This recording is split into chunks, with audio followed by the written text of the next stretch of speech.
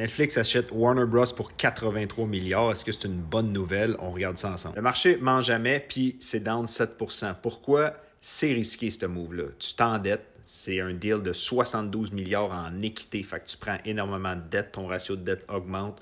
Ton cash flow. Et ce que les investisseurs aiment, c'est les flux de trésorerie. Et là, tu viens de les liquider pour faire un move super risqué. Changer ton modèle d'affaires, tu n'es plus juste une maison de streaming et un peu de prod, tu deviens un géant du média. Ça, c'est risqué. Intégration de deux cultures, on l'a vécu avec Poche et Fils, c'est super difficile, même avec une petite équipe. Imagine pas des milliers et des centaines de milliers d'employés. Comment que Warner Bros. Réagit? Ben lui, il est en hausse de 35% depuis le 22 septembre. Pourquoi le 22 septembre? Je vais le mentionner à la toute fin.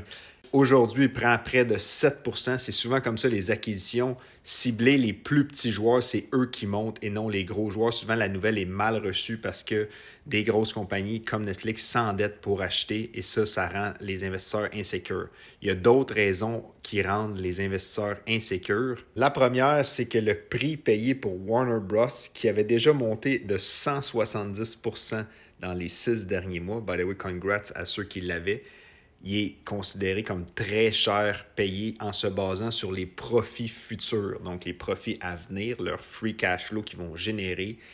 Les investisseurs n'aiment pas ça.